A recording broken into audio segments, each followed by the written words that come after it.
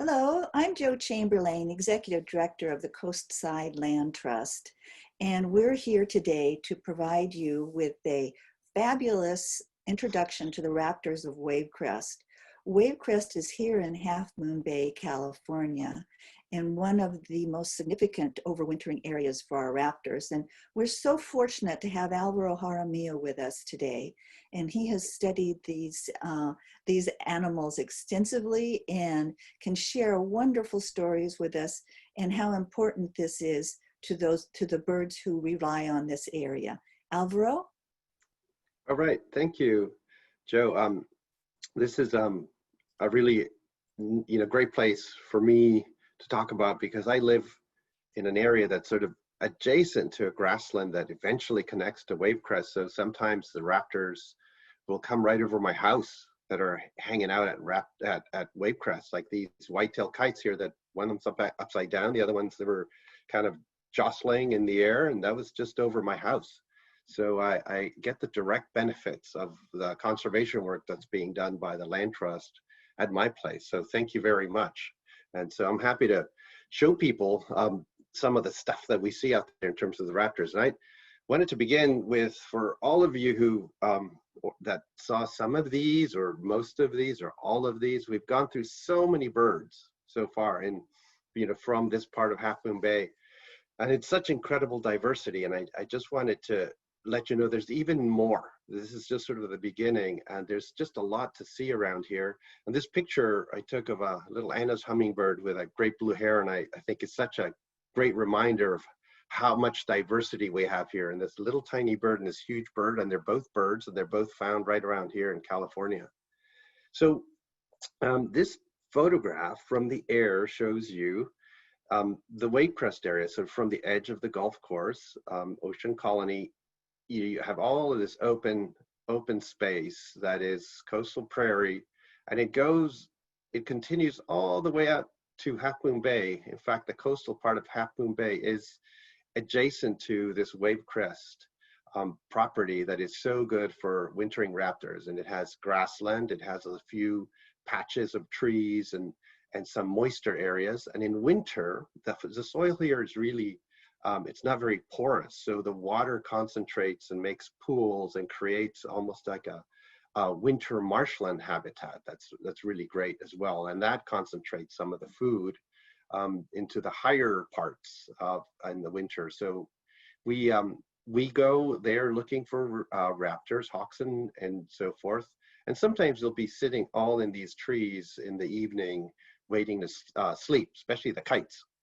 There's another picture again, of some of the work that the Land Trust and other people are doing in trying to buy up some of these old lots that are unbuildable in order to secure this entire area as area for wildlife. So this is the work that the Land Trust is currently doing, and they're trying to purchase some things right now. So I'll keep that in mind as you watch this. So, all right, this old, if you know Larson cartoons, you probably remember this one.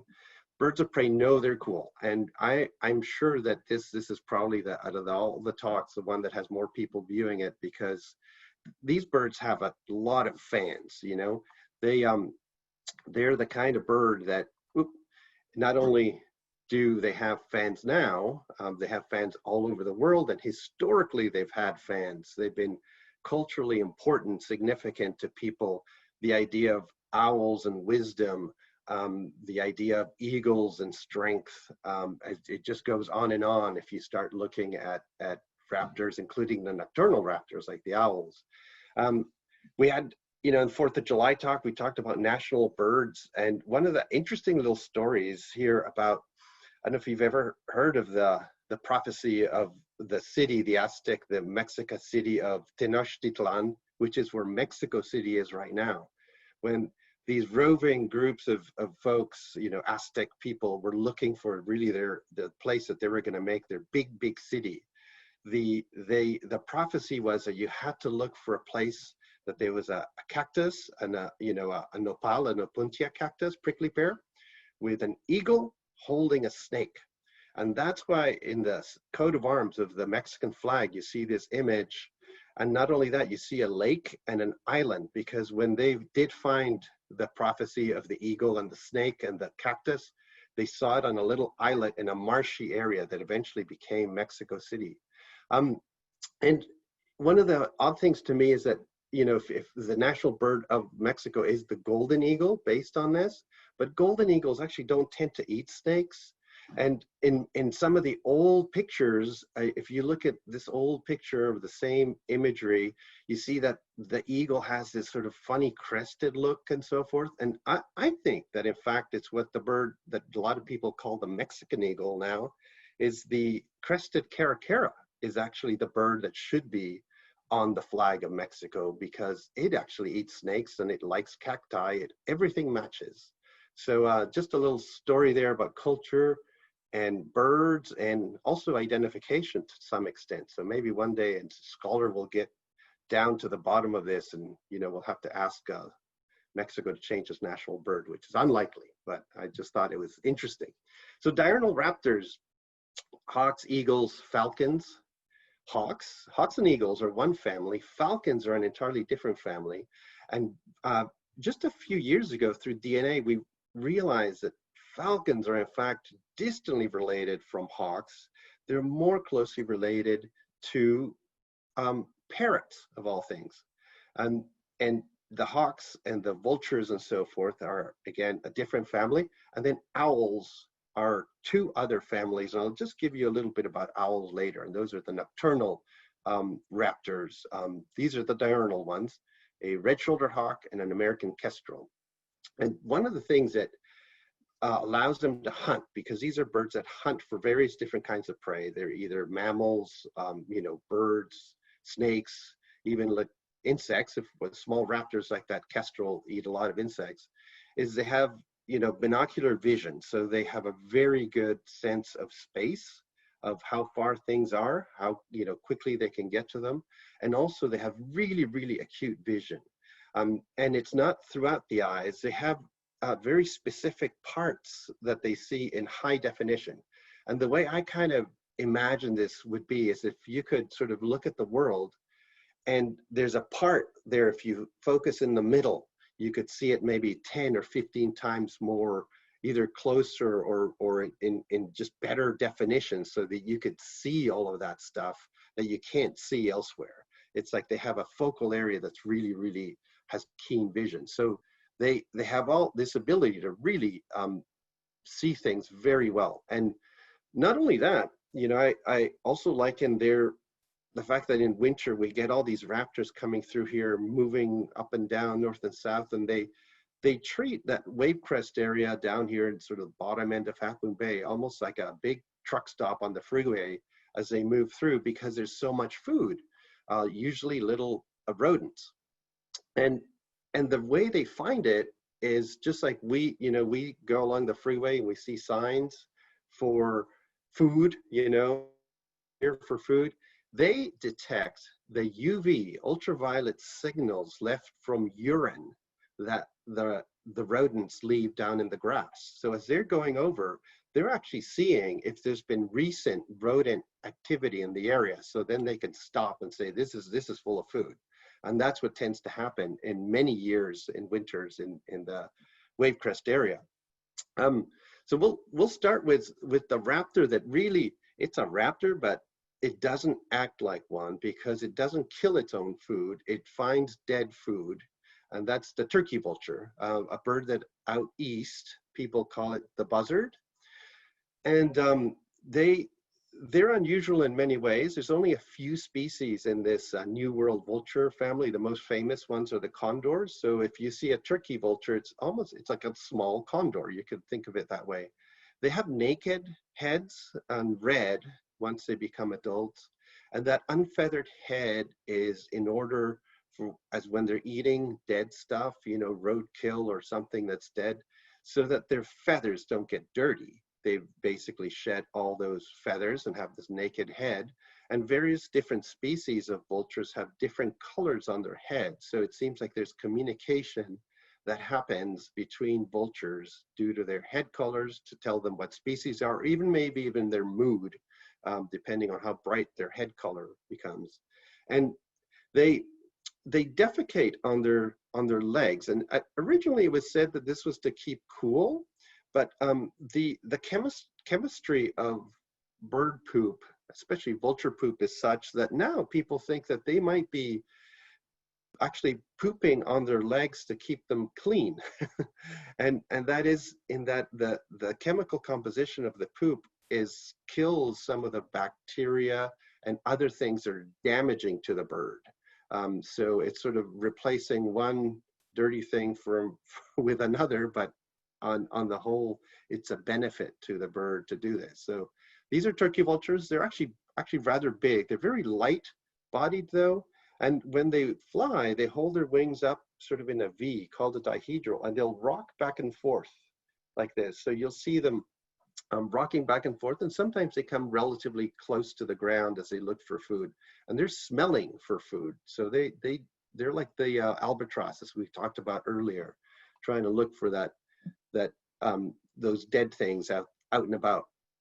And the one raptor that can get together in actually sizable numbers in Wavecrest in the winter is the white-tailed kite, and I think it's one of the prettiest of our raptors, with this fully white coloration underneath the head that is pale, with really big reddish eyes, almost you know, they almost look diabolical when you get close to them and see that their eyes are really big and red.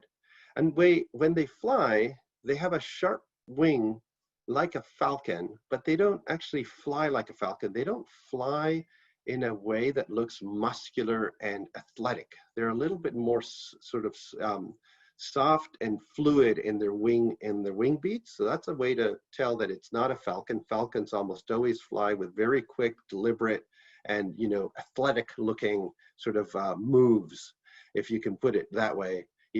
So the pointed wing might lead you to a falcon, but look at the fact that they're very pale and they don't fly with that classic strong flight style of a falcon.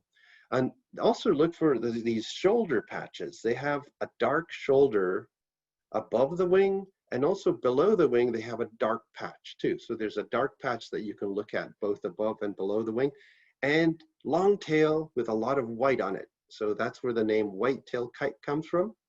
And at one point, if you've been around long enough, there was a period of time where we called it the black-shouldered kite, and because of those black shoulders, but also because it was considered part of a species that spans throughout the world. And now we've realized that the one in the Americas, the one we see, is different from the one that's seen in Europe and Africa and Asia. That's kept that name, black-shouldered kite, and we went to the white-tailed kite. So it took me a while to get this picture. I actually took it in Chile, but it's a kite with a kite. And it's the bird kite with the toy kite. And I've always often wondered who got the name first. I think the bird had the name kite first, and then the toy kite was named for the bird. And this idea that kites will sort of fly into the wind slowly so that they maintain their position, so they look like they're hovering, is very much like what the toy kite does. So that's another way to separate them from a lot of other birds, not some of the other raptors. Not all raptors do this kiting behavior. And the years that you get a lot of kites in the area are the years that have a lot of food. And for us, it's mainly California vole, which is a relative of the famous lemming that's found in the Arctic. And just like lemmings, that have these big population cycles where they become very, really common and then crash, our voles do the same kind of thing. And it seems like we're in a cycle of 3 to 4 years. So it builds up, and then that 3rd or 4th year, I'm not quite sure how long it is, there's just tons of them. They're everywhere. You see them scurrying around on the ground, these California voles. And that's happening. It happened last year, and there's still a lot of them around. And nobody's really quite clear exactly how these cycles work, and if they're internal to the actual animals, like they will or it's external, like the actual food and predation that makes them crash, or how it all works is being studied in various different species, from snowshoe hares in the Arctic to voles and lemmings elsewhere. But the idea of booms and crashes, and when we get those boom years, those are the years that you want to go and check out Wavecrest, because it can fill up with 100+ kites in one place. That's pretty cool. Then a bird that is sort of standard, that's always out there in the winter and they're already starting to come back, is the northern harrier. So the northern harrier is like the vulture, holds the wings in a dihedral, so they'll rock back and forth. Raptors that hold wings in a dihedral tend to rock like this. And the way you can think about it is, as when that lower wing comes down, it actually starts getting more lift, and then it pushes things back up again. And it's a kind of stable way to fly, but unstable in its sort of short term. So they're often wobbling from side to side. The harrier comes in various different looks, depending on if it's a male or a female, or if it's a young bird. But in all plumages, they always have a long tail, a very long outer part of the wing, the hand. So from the bend of the wing out, it's very long. So long hands on the wings, long tails, and they all have this white rump band. And in the UK, for example, this group of harriers, they call them ringtails, because they have a little white ring at the base of the tail, and they have more species to worry about over there. The males are blue-gray. It takes them a couple of years to get really pale. And at some places, they call them blue ghosts, because they're striking in their coloration. And one of the other things about them, here's a couple of males as well as a youngster on the right. The young one is more cinnamon underneath. The blue ghost is not just about how it appears, but they're not as common as all the other plumages. And it turns out harriers have a breeding system where each male often will defend a territory where there are various females, and it's a very competitive system for the males, and their mortality rates are actually very high.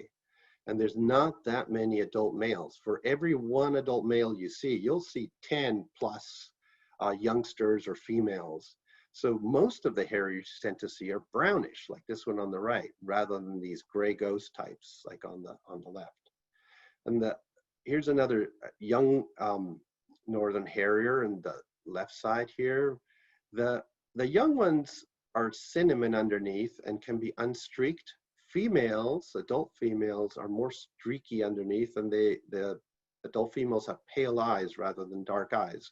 But overall, if you see sort of a brownish thing with some streakiness or color underneath, that's either a female or a youngster. You have to see it in more detail to figure out if it's a female or a youngster.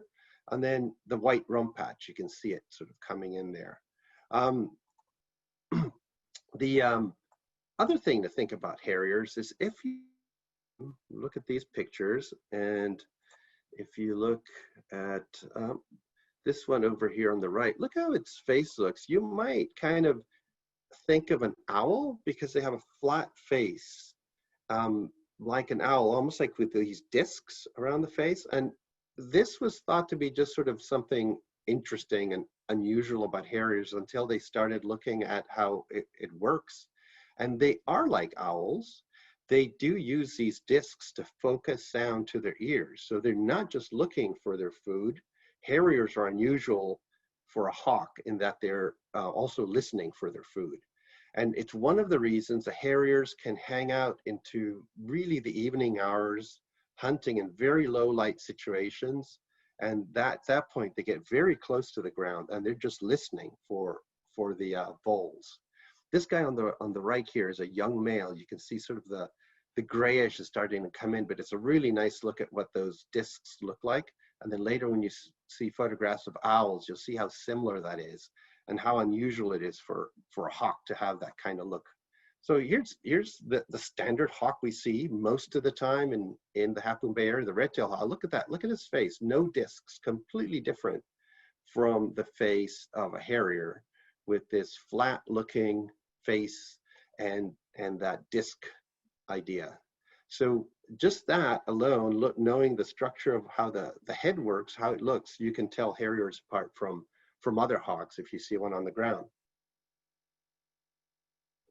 Red-tailed hawk has a really good name if you're seeing an adult, because the adults have the red tail and the young birds do not. So I found with birders in general, I mean, it's logical. If something is called the red-tailed hawk, you assume that that's the thing you have to look for right away. That the main thing is the red-tailed hawk. And it doesn't work like that in the bird world.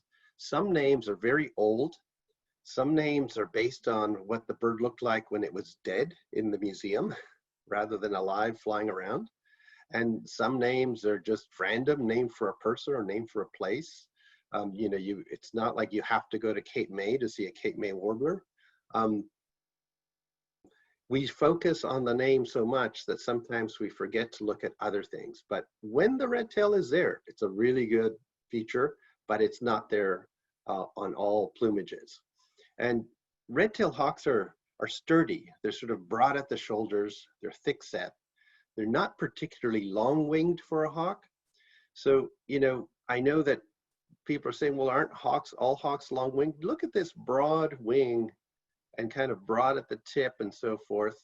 And let's just go back and look at what a harrier's wing, like this male down here at the bottom. Look how much longer this is on the outer part, and it even has these very long fingers. Those are called primary feathers. And you start seeing that you can identify hawks by their shapes. There's a lot that goes on, and even those wings, when they flap or when they use them, they will move in a different way because they're different shapes. So this is a broad-tailed, broad-bodied, broad-winged. Everything about it is kind of broad and thick on the red-tailed hawk.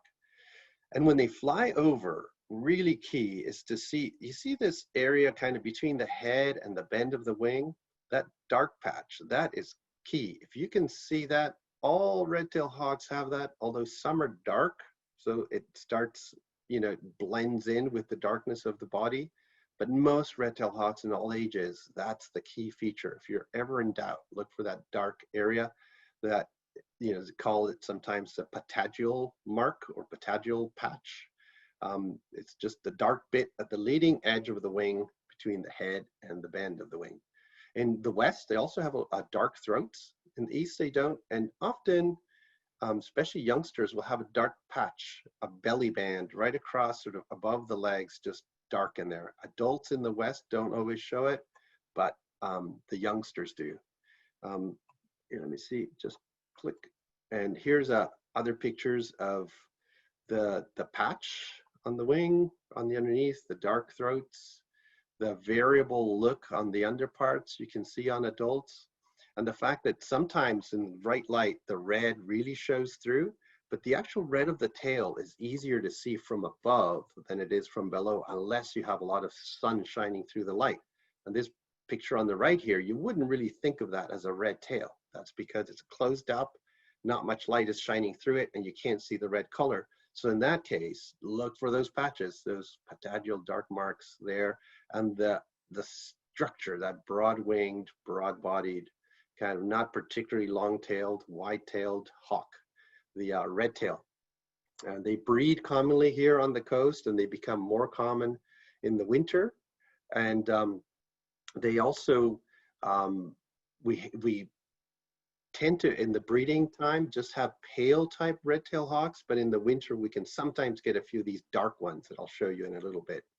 And the youngsters, they're a little bit browner above. They don't have the red tail. They have more of a banded tail.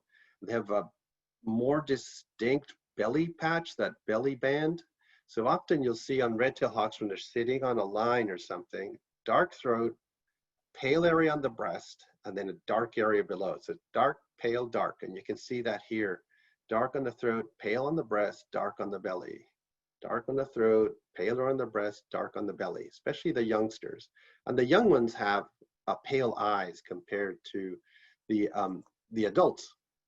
I don't know if see, the adults can have brownish or chestnut colored eyes as compared to these yellow eyes of young ones. And when they fly, this is a bird that was just bathing, so he looks kind of wet. The youngsters don't have the red tail. You see, this one's brown-tailed. It's actually banded on the tail, and which is typical. It's got dark and pale bands. And that patagial mark, that area of dark between the head and the bend of the wing, is really clear on the youngsters and the adults, darker and paler birds, except when they're really dark, that patch can sort of disappear in a sense. So these are darker birds. These are a rufous morph. There's even blacker ones that can show up. But this adult red tail here on the right, you can tell it's a red tail because it does have a red tail. But look at the fact that the patch is still there. It's just harder to see. But if you know to look for that patch and what its shape and size it is, you'll see it there and you'll go, aha, that is a red-tailed hawk, because I can see that key patch in there and the shape, the way the wings look and so forth. I love these dark ones. The very dark chocolate ones I've actually seldom seen. Most of the time I see these rufous ones, but we tend to see them here more in winter. So if you think you've kind of got this red-tailed hawk thing down, and then winter comes and these dark ones show up, again, they're not that common. They throw you for a loop, and then they become kind of exciting because it's so neat to see something you think you kind of really know and realize there's another step of information that you can get to. The red-shouldered hawk, and I apologize, I didn't put the sound because they're very noisy. I played a red-tailed hawk sound for you when I was talking about the eagles at the 4th of July day, and how they have this kind of shh. And red-shouldered hawks have a kind of a gull-like yelping, kind of really, really loud and annoying, if you want to, use a scientific term. And if you listen for that in the neighborhood, you'll start seeing these noisy hawks out and about. They often perch on the cables, on the electrical wires. They're lighter than red-tailed hawks. The red-tails will sometimes perch on the cables, but sometimes they're more likely to be on the posts, just because I think they feel a little less stable being heavier on the cables. But they can both be on cables, but red-shouldered really loves these electrical lines. The adult red-shoulder, over here on the left, has a rusty reddish color on the head, on the back, actually on the shoulders, on the underparts. But key is like this zebra stripe, black and white wings and tail, like really black and white on the wings. If you go back to red-tailed hawk, you see how they don't really have anything kind of nearly as bold on the wings or on the tail. The tail's red, of course, but look at the tail of a red shoulder, and just bold black and white. They're smaller. They're also, I call them the patient ones. They're sit and wait predators. So the red-tailed hawk is soaring around looking for food, finding out where stuff's going on, seeing something, then they start focusing on that spot, and they'll pounce down from the air down to the ground, as from a flying position or soaring, or eventually maybe even kiting before they drop in to get the food. Well, red-shouldered hawks tend to sit very patiently and wait for something to arrive near the area that they're sitting in, often from cable or power post or something, a tree, and then they see the food and go and drop into it and get it. So they're more of a sit and wait predator than actively sort of searching for the food. And red-shouldered hawks will take, if there's a lot of voles, they'll eat voles, but they really like snakes, lizards, and frogs, believe it or not. So if you see a hawk flying through with a snake in its talons, more likely than not, it's a red-shouldered hawk rather than a red-tail. The one on the right here is a young one, and it's stripy, but not as stripy as the adult. Yet there's a lot of dark, kind of reddish brown coloration all over. They don't have that dark, pale dark of the red tail. So look for the shape, the smaller size. They're kind of a bigger headed hawk, and when they fly, all of that banding on the wings and tail really shows up. And on the towards the tip of the wing, there's a specifically paler, kind of half moon shaped pale area where it cuts right across the wing that the red tails don't show. And this can show up when they're flying overhead with light shining through the body. And this one on the right here, you can see why they call it red-shouldered. It does have a rusty shoulder patch and all that banding. And when they fly, red-shouldered hawks fly more like a Cooper's hawk, which I'll talk about in a bit. They flap very quickly and then glide, flap and glide. That flap and glide, kind of back and forth like that is unlike red tails that tend to just soar, or if they flap a few times to try to get themselves to a good spot to soar again. But they're not kind of a flap and glide type of bird like the red-shouldered hawk is. These are youngsters. Again, they don't have that pale area on the breast or that contrasting dark belly band of the red-tailed hawk, and much more banded than a red-tailed hawk as youngsters, and also no yellow eyes. So if you see them up close, no yellow eyes, and look for that shape too when they fly around. Here's a young red shoulder versus a red tail, and how you see that little band of half moon bay, or sort of half moon shaped pale area near the wingtip on the red shoulder, and how much more strikingly patterned it is. Even the young ones around in California can be very strikingly patterned. Not all, some are less so, browner, while the red tail is much browner. And then look for that dark patagial patch underneath. Sometimes we do get unusual things showing up here. There can be rough-legged hawks, or this one's a Ferruginous hawk. Prairie falcons have shown up on the coast. All sorts of things that aren't the norm. And in years where there's a lot of food, probably those are the years to be looking for more unusual birds. This one is a Ferruginous hawk youngster, juvenile, that showed up this year in the Wavecrest area this last winter. And Ferruginous hawks have much longer wings than red-tailed hawks. I just wanted to show you how different that wing is from that broader red-tailed hawk wing. They look almost pointed. And in this case, see, no patagial mark. If you just saw that and you saw that there's no dark in there, you'd be, that can't be a red-tailed hawk. It has to be something else. And these pale Ferruginous have like they call this a comma, this dark area that's between, sort of right, just past the bend of the wing, between the bend of the wing and the tip, this dark area. And they're like red-tailed hawks. They come in dark and pale and so forth. And one of the things I'll just point out, this flying bird, you see that yellow, what we call the gape? It's really extensive, goes way back on a Ferruginous hawk. They can open their mouth, much more like a wide open mouth than a red tail. They can eat bigger prey than red-tailed hawks. A lot of ground squirrels in the prairies where they live in the summer is what they feed on. So feeders, we talked about feeders way early in this set of talks, and doves and so forth. This is a mourning dove, but also the Eurasian collared dove, as it has become common. We've found that Cooper's hawks, which are a hawk that eats birds, right? So we've been talking about hawks that eat rodents like the Kite, the Harrier, the red tail, then the red shoulder that eats rodents, but also will eat snakes and so forth. These guys, and they're called accipiters as a group. The Coopers and the Sharp-shinned are the two common ones here. Mainly Coopers, this is a year-round common species of bird eater, so the accipiter. They love doves, from mourning doves to Eurasian collared doves. And the Cooper's hawks have done really well in backyards. So if you have a situation where you're at the feeder, you're looking, and suddenly everything flies up and this bird comes through out of nowhere and maybe tries to eat something, it's likely a Cooper's hawk. The red tails, red shoulders don't tend to do that and try to hunt birds in backyards. The adult Cooper's hawk is on the right, has a dark cap and then rusty underparts.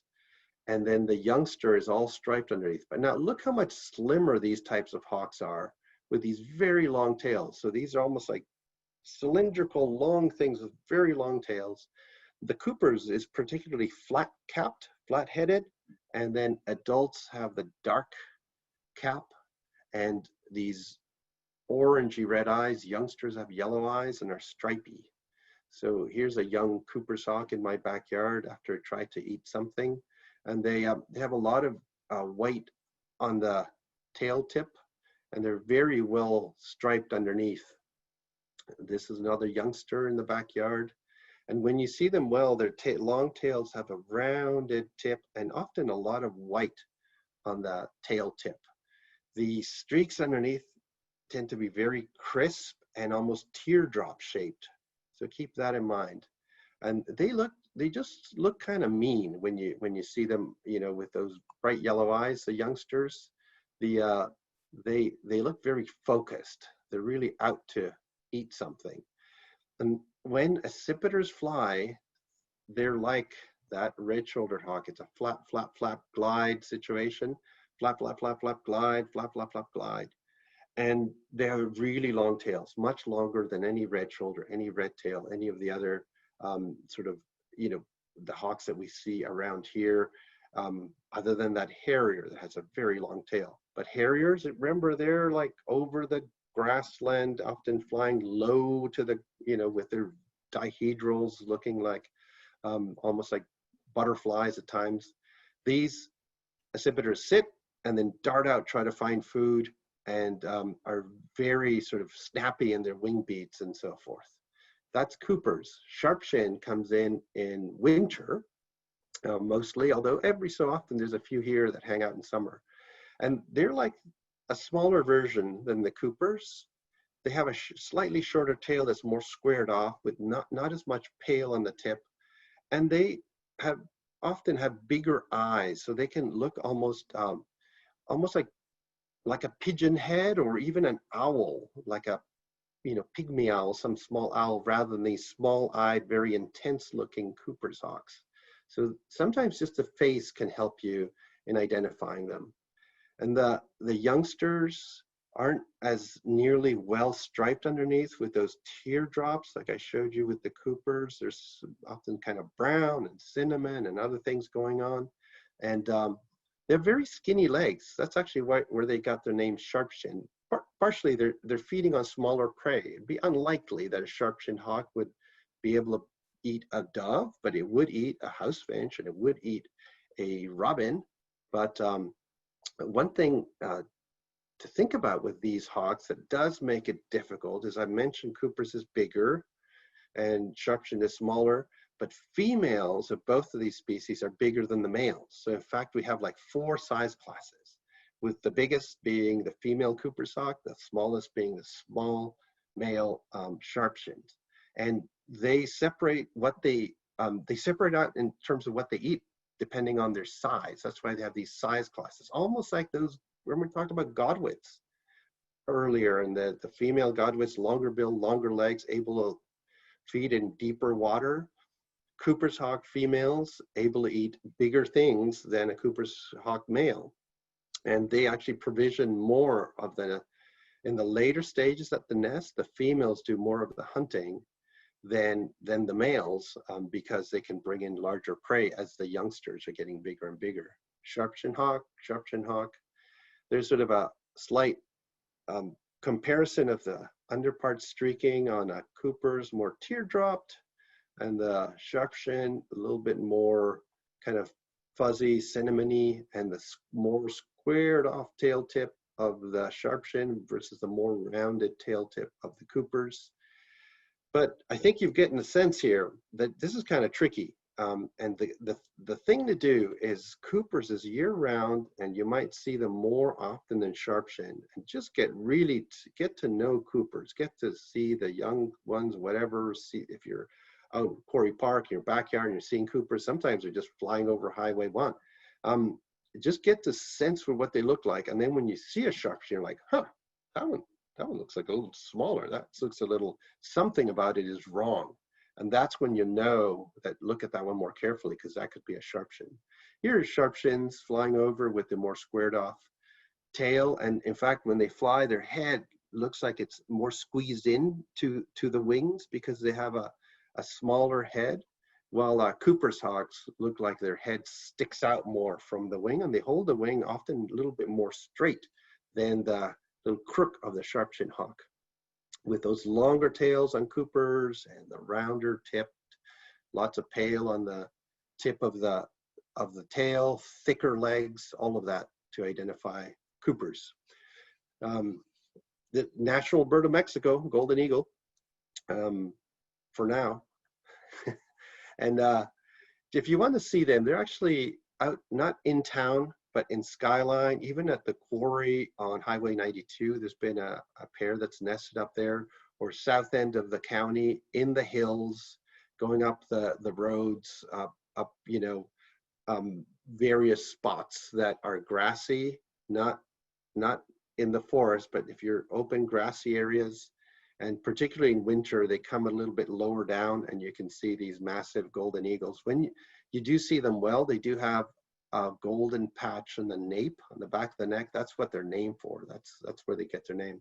And young ones have a lot of white in very specific areas, base of the tail and base of the wing feathers. So they'll show these fantastic white patches, but no white near the body. You see it's dark near the body, or if there's any white, it's minor, because if you see bald eagles, they do have kind of patchy white, and often there's a big patch of white right on the wing pit, sort of almost like the armpit area. And on the whole, golden eagles look longer tailed than bald eagles, and young bald eagles and young golden eagles take many years to mature. So there's a lot of different permutations of these brown colors, and before bald eagles get their white head and their white tail. This is sort of a kind of one of those funny things that's just sometimes useful and sometimes it's just sort of a quirky, did you know that kind of thing. But you see how some of these feathers on the back end of the wings stick out others?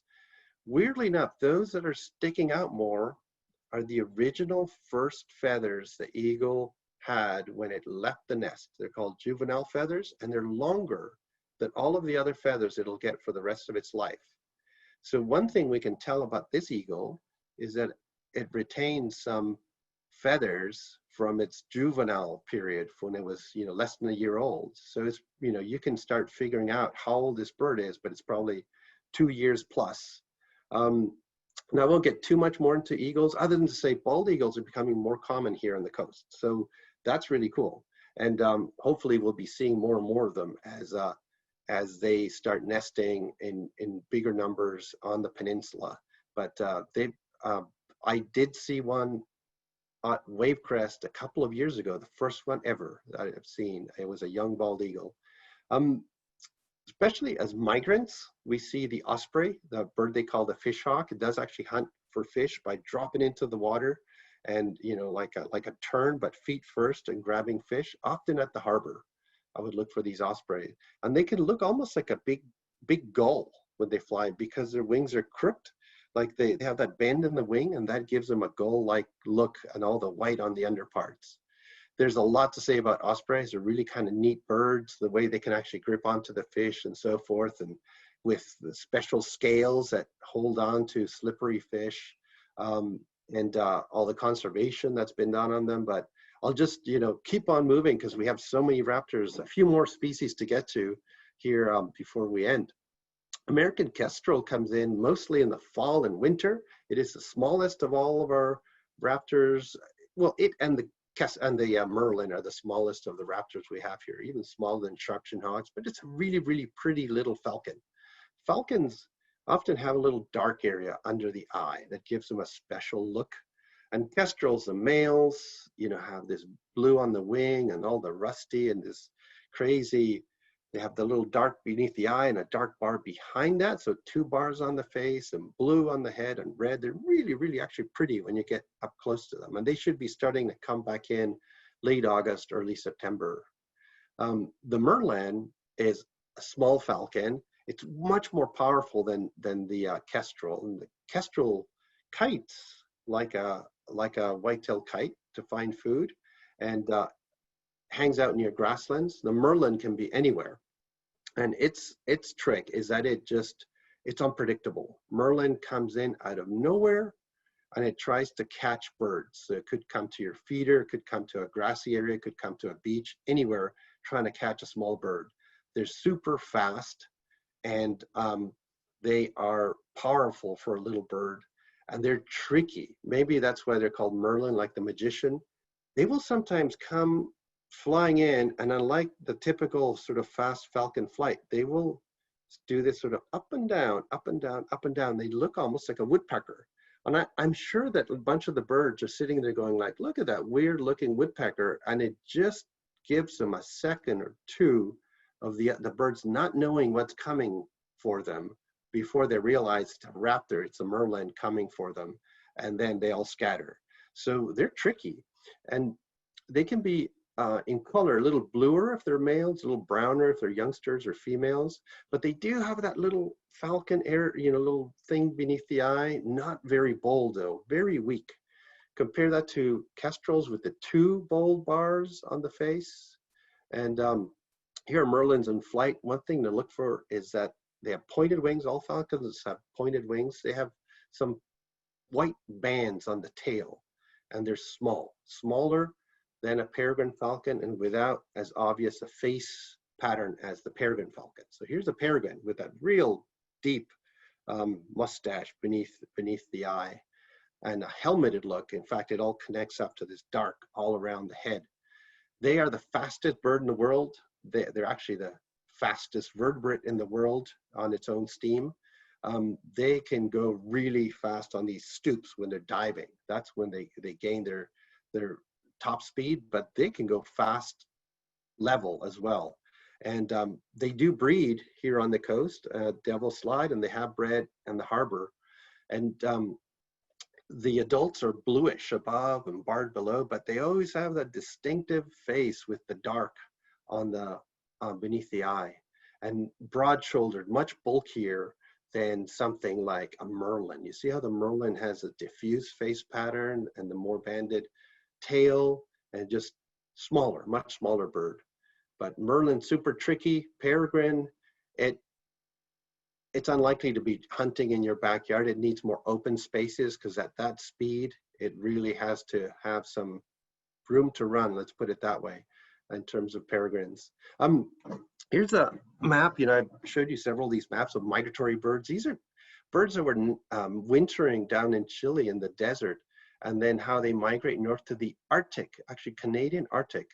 Two things to say about this. One is that once I actually got to see, this is a photograph I took of one of these falcons in Chile. Just randomly, I noticed had a big antenna sticking out the back. And this was a bird called Island Girl that was wintering in a little islet in part of central Chile. So I thought this was kind of neat that we actually saw one of these birds. But the other part is when they're migrating north, and that's the blue line, when they get up into northern Canada in May, and then they cross over to get to Baffin Island, and they're crossing over this area of the Arctic in May, it is solid ice. Ice, ice, ice. All of it is ice. And they fly for over a day, just over solid nothing, white ice, until they get to these special breeding cliffs where there'll be actually no snow in the cliffs. And they find these cliffs and they go to them year after year after year. But the image of these birds flying over hundreds of miles of ice and snow in May in the Arctic, I don't know, just something about it makes you realize how amazing everything that's going on in these birds' lives is. Peregrine Falcon, youngsters, again, the face, look at that, the mustache, but much more striped, much browner than the adults. But overall, they have the same kind of look. It's just the tonal colors differ. The faces are similar enough that they look like peregrine falcons rather than diffuse look of the Merlin. And here's a bird right at the beach here that I thought is just such a weird photo. This is a bird eating a gull, with a gull watching the falcon eat a gull. So I don't know what that gull was thinking. Maybe it's just learning from what to avoid, how not to get eaten. But it also knows that if the peregrine's busy with food, it's actually of no danger at that point in time. Owls. We'll end with owls, and just say that Wavecrest, one of the, apart from the numbers of diurnal raptors, when it's a great winter for food, we have short-eared owls that come here, and it's one of our specialty birds that you have to go see at dusk. And they come out of the grass like big butterflies. They come out before it's super dark, so you can actually see them flying around, and they're very long-winged, fantastic owls with these, you know, you see that disc, like I mentioned, for the Harriers that they use to focus the sound. That's one of our flagship Wavecrest species too, the short-eared owl. And a little bit on owls, their hearing is fantastic. And if you see a great horned owl like this one here, those bits of feathers, those are not the ears. Those are just kind of fancy feathers to make the owl blend into a tree sometimes. And sort of they can change their shape by moving those feathers. The ears are inside behind the eyes here, inside the feathers. And if you look at a skull of an owl, they have asymmetrical ears. So they can actually pinpoint a sound, not just by the difference between left and right ears, but between up and down ears. So they have a much more acute system to figure out distance. Silent flight, by having all of these little hairy bits on the edge of the primary feathers that diffuse those sort of whirly bits of turbulence, so they're less noisy, and the feathers are very soft. So they have super hearing, super sight, and silent flight. They're the perfect stealth bird. And if you ever find an area where owls are hanging out, and you'll see these pellets underneath. In owls, the food goes right to the digestive system, to the acids, right? And they start digesting everything, and what they can't digest, they bring up. And these pellets are actually clean. I mean, obviously, you don't want to. They've still been through a bird's system, but they haven't been through the digestive system and out the nasty end. They've come out, and you can, you know, use these to figure out. Scientists use them to figure out what owls are eating, because all of the bones of what they've been eating and hair are still in there, so you can see if they're eating voles or, you know, gophers, etc., by looking at these pellets. And it's actually a really great thing to do with students and so forth, with the caveat that, yep, make sure they're safe and clean and so forth. But overall, they're not actually as dirty as you would think when you see them. Those are pellets. Owls are like the hawks, where the females are bigger than the males, but often the females are also darker, so they differ slightly in color than the males. And that really particularly shows up in some of the barn owls. So here's barn owl on the left. These are great horns. These are the two most common owls in the area. And here I'm going to play you a barn owl voice. You know, listen for it's like really kind of nasty sounding owl here.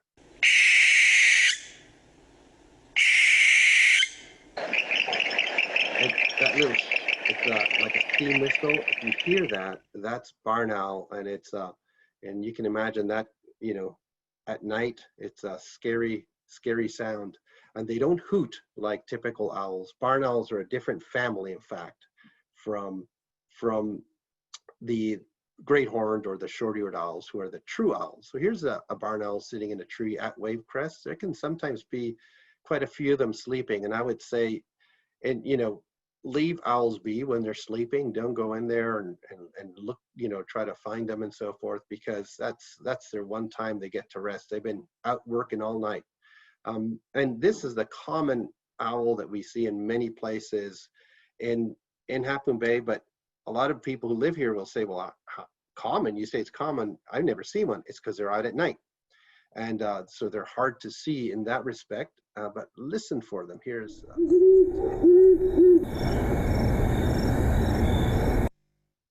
whoops.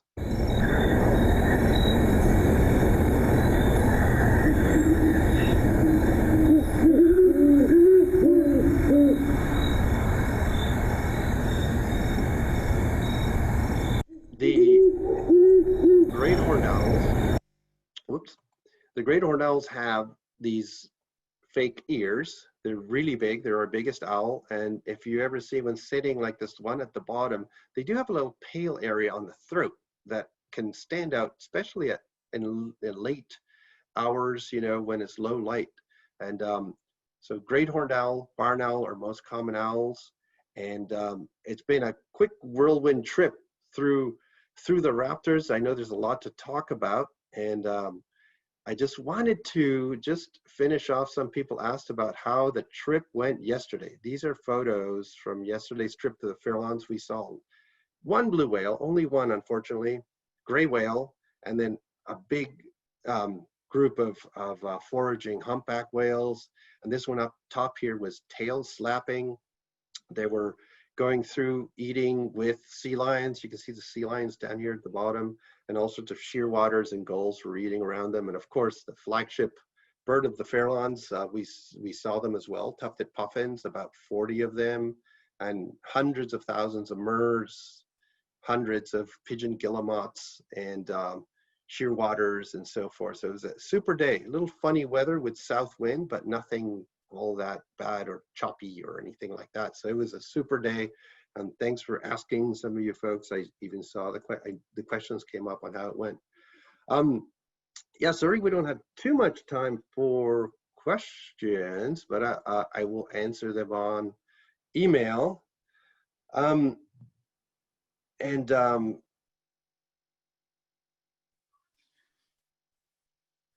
Let's see here. Which raptors are resident, which migrate? There's two levels to that question. One are some species we don't see here in the breeding season at all. Like we really don't see the short-eared owl, for example, in the breeding season. They come in the winter.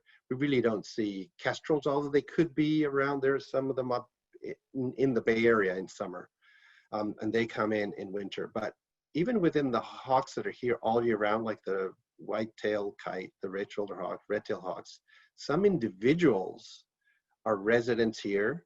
Some might actually be breeding here and then moving south in the winter, and some are from farther north, even as far as Canada, coming down south and being here with us in winter. So we could have three different possibilities within species, whether they're migrant, resident, or if they're coming in just for the winter, just for the breeding, or resident completely. So it's actually a hard question, and we don't know all of those details for every one of the birds and so forth. Hey, Kate, I think I went longer this one than usual, so I guess I don't have much time for questions. I can answer them on the email. That sounds great. And Alvaro has been, for those of you who have been to any of these before, Alvaro has a great track record of responding to all of the questions that you have here. So for all of you who've asked questions and haven't gotten them answered, be waiting for the follow-up email, because he takes some time to answer all of those. So yeah, thank you so much, Alvaro, for this incredible series. I'm feeling a little emotional about this being over. And I'm imagining that there are a number of you too who have been tuning into this that are feeling the same way. I've received a lot of nice comments from people, and I'm glad they found it not only entertaining and useful, but maybe a distraction from so much that's going on. And I think that's the whole point of getting in touch with the natural world, is that it functions and it's always there, and it can ground you. And I think that's the key thing about getting out to places that are wild, or going out to the land trust properties or wherever. It's important, I think. Mm-hmm. Mm-hmm.